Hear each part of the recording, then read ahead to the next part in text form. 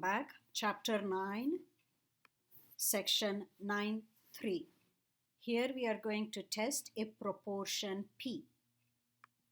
The focus points. Identify the components needed for testing a proportion. Compute the sample test statistic. Find the p-value and conclude the test. Okay.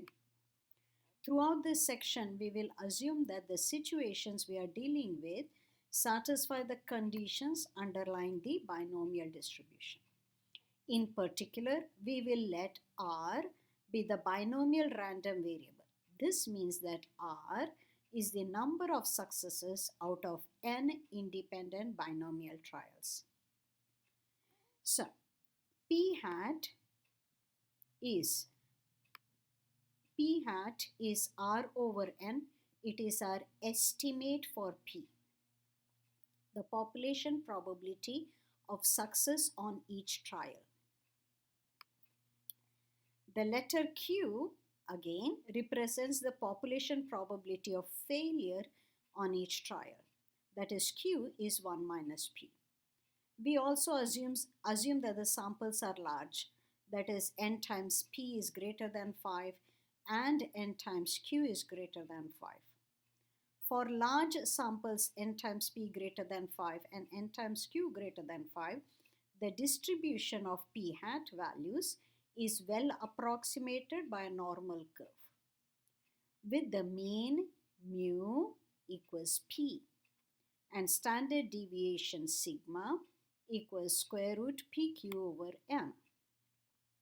All right.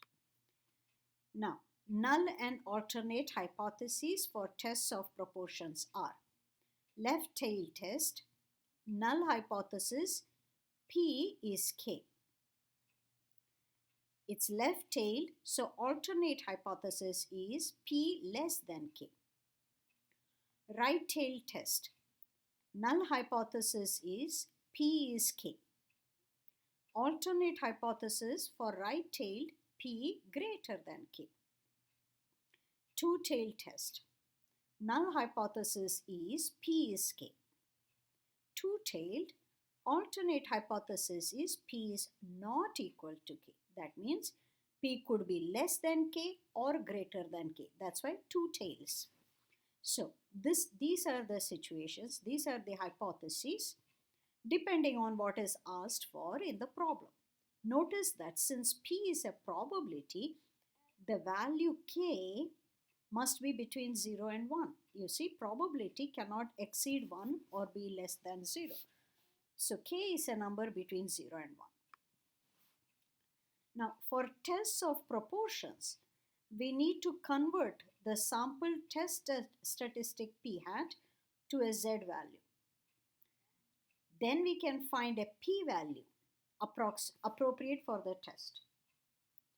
The P hat distribution is approximately normal with mean P, standard deviation square root PQ over N. So the Z conversion of P hat to Z conversion is given by this formula. P hat minus P over square root PQ over N, where P hat is R over N, that's the sample test statistic, N number of trials, P proportion specified in H naught, Q is 1 minus P. Okay. Using this mathematical information about the sampling distribution for P hat, the basic procedure is similar to tests you have seen before, conducted before in sections 9.1 and 9.2. Okay, so let's go through the summary of the procedure. How to test a proportion P. Requirements. Consider a binomial experiment with n trials, where P represents the population probability of success and Q represents population probability of failure at each trial, that is. Okay. Let R be the random variable that represents the number of successes out of n binomial trials. The number of trials n should be sufficiently large so that both NP is greater than 5 and NQ is greater than 5. Use P from the null hypothesis to check this. In this case, P hat is R over N can be approximated by the normal distribution. Now, how to test a proportion P? Step 1. In the context of the application, state null and alternate hypotheses, set the level of significance alpha. Compute standardized sample test statistic, that is Z, which is P hat minus P over square root PQ over N. P is the value specified in H naught and Q is 1 minus P. Use the standard normal distribution and the type of the test, one-tailed, two-tailed, to find p-value corresponding to the test statistic. Conclude the test. If the p-value is less equals alpha, then reject H naught. If p-value is greater than alpha, then we cannot reject H naught.